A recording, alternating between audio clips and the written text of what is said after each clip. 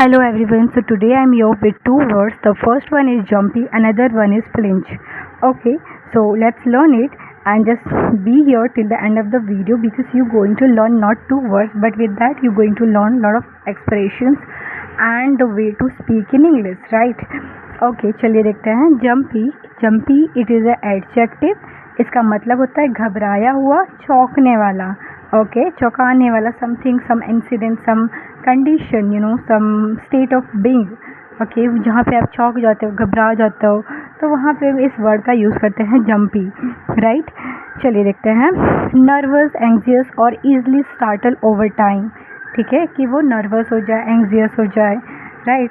It describe someone who is easily scared और nervous, कि वो जो बहुत जल्दी डर जाता है और नर्वस हो जाता है, ये किसी पर्सन को ऐसे डिस्क्राइब करता है. It is not an action but a condition. Okay, ये कोई एक्शन नहीं है, इट इज़ अ कंडीशन है, ये स्टेट ऑफ बीइंग है. ओके, चलिए एग्जांपल देखते हैं. She has been jumpy all day. She has been jumpy all day, पूरे दिन वो घबराई हुई है. ठीक है, चलिए अनदर एग्जांपल देखते हैं.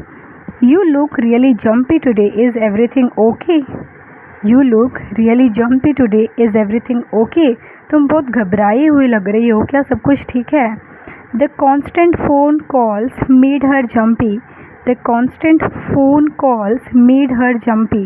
वो पूरी रात डर के मारे घबराई हुई थी. She was jumpy all night after watching that horror movie. She was jumpy all night after watching that horror movie. कि हॉरर मूवी देखने के बाद वो पूरी रात घबराई हुई थी.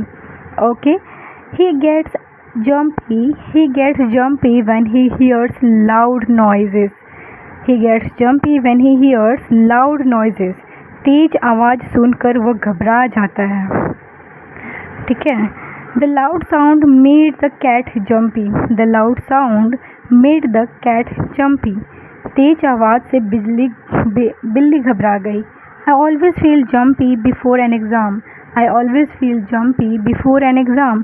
मुझे परीक्षा से पहले हमेशा घबराहट होती है. She has been very jumpy since the accident. हादसे के बाद से वो बहुत सहमी रहती है. ओके, सो आई होप कि आपको ये वर्ड क्लियर हो गया होगा and now you are able to use it and you also use it and just comment me the sentences. okay, चलिए दूसरा वर्ड देखते हैं. Flinch.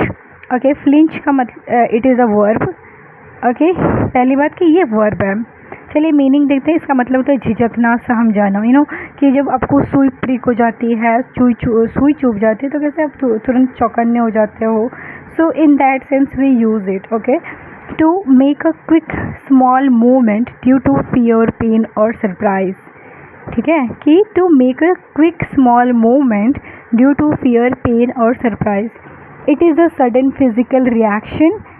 It is a specific action, not a constant state. Okay, कि ये क्या है, एक action है, एक सडन फिजिकल रिएक्शन है. कि जब आपको नाखून में सुई चुभ गई या फिर किसी से थोड़ा सा हिट हो गया, कहीं पे भी ये कुछ हुआ, अचानक से सांप देख लिया आप या फिर लिजार्ड देख लिया और आप उससे थोड़े सहम गए. ठीक है, घबरा गए, विचलित हो गए. So in that sense we use this word, that is a flinch. Okay, चलिए एग्जाम्पल देखते हैं.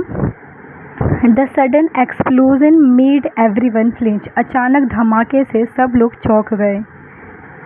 आई flinch when a needle pricks my finger. कि जब मेरे उंगली में सुई चुभी तो मैं सहम गई. ओके, मैं चौंक गई. ठीक है, चलिए. जब वह बिजली की आवाज़ सुनता है तो सहम जाता है. He flinches when he hears thunder. He flinched in pain when the doctor touched her wound. He flinched in pain when the doctor touched his wound. Doctor ने जख्म को छुआ तो वह दर्द से सहम गया. डॉक्टर ने जख्म को छुआ तो वह दर्द से सहम गया. ओके, चलिए आगे देखते हैं.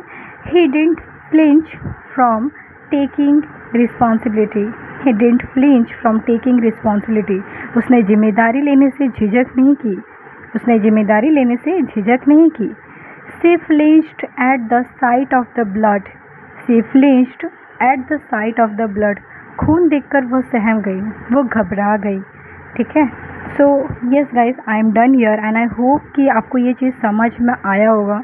And now if you had understood it, okay, if you have understood it, so please comment me making sentences by using of these two words. And thank you so much for being here, and just stay connected here. Follow me more, subscribe my channel, and I'll keep making this kind of videos. And I know that this kind of videos is really very very helpful, and it helps you to learn day-to-day sentences or words with that as well. And here I want to mention one more thing, that okay, I just not explain here the word, I give you the part of speech as well and co-location as well, like how a two expression we can use with a word. So okay guys, so bye bye and thank you so much for being here, and always stay connected. Thank you so much.